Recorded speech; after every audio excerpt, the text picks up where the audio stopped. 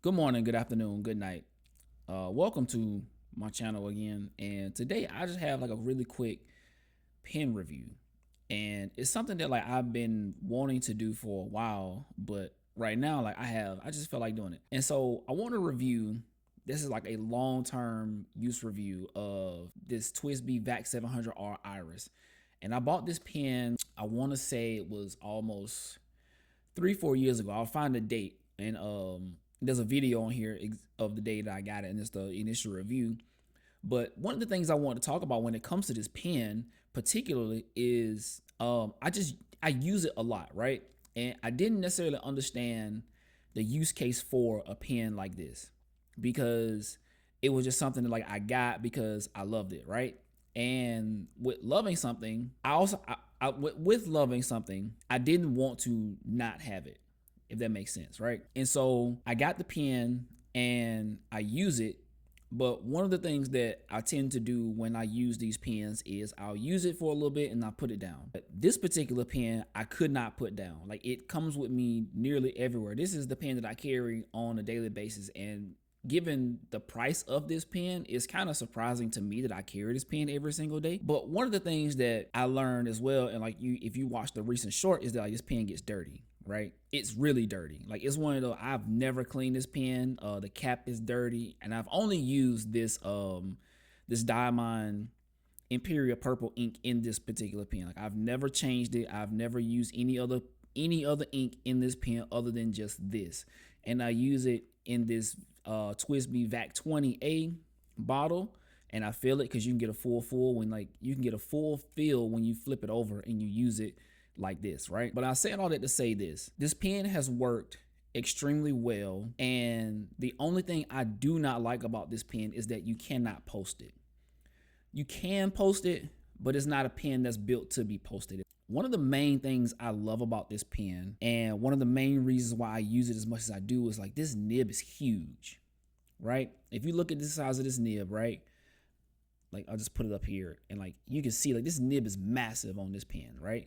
Especially in comparison to something like the Eco, right? And this is what I have like right next to me. But here, look, see, like the nibs on these are drastically different. Like, this is huge, and it gives like a unique writing experience because the bigger something is, the more it flexes, right? And this doesn't have like a ton of flex in it. It has like minimal flex actually, but it spills ink on the page. And what I mean when I say that is, when you're writing with it, it doesn't feel scratchy or dry. It feels like really, really smooth. And that's on all papers. And that's one of the things that like kind of freaked me out a little bit, because it was like, I've never had a pen where you didn't feel the feedback. It just glides over the paper. I love this pen because of that. But I said all that to say, this was my first vacuum pen. This was like the second or third TWSBI that I got. One of the last TWSBIs I actually got, because I don't buy TWSBIs anymore, because I mean, after a while they all become the same. But it's one of those pens that it's very near and dear to my heart because it's always available. It's on my desk. I have it in my pen holder that I made. This is the pen holder that I made. This is always on my desk, so I always have the pen close by. It's either on my desk or it's in my pocket, and I've used it on every type of paper that I have: the Rhodia notebook, the Leuchtturm, both the planner and my journal here. I use it on my Tomo River notebook that's up under here, and I also use it on my Midori, and it writes perfect every single time. The only time I've ever had an issue with this pen, and I think I might have specifically said that I've had an issue with this pen in this particular time, it was when I was using it outside. And I live in the South, and during the summer it gets particularly humid, and that's the only time I've had an issue with this pen. It was hot, it was humid, I was writing outside, and it was skipping. So hot, humid conditions don't necessarily work for this pen, but I don't think hot, humid conditions work for most fountain pens anyway. I've taken this pen to Germany, Vegas with me multiple times. This pen has traveled around the world with me. Wherever I've been, whatever airport I've been into, whatever traveling situation I've been to, Mississippi, Tennessee, North Carolina, all of those places, Florida, all the places around me, Las Vegas, again, Boston, New York. I've flown with this pen. I haven't had it explode on me like some people say vacuum sealers will or fountain pens will. I've had, this pen does leak a little bit of ink, but I think it leaks the ink off of the nib because this is a broad nib as well, so it kind of just is what it is. I think that's just the cost of doing business with fountain pens. I kind of just chalk it up to being whatever. But this pen has been good to me over the years. This pen hasn't cracked. I haven't had any of my TWSBIs cracked, but this particular pen has not cracked. The ink has been good to me.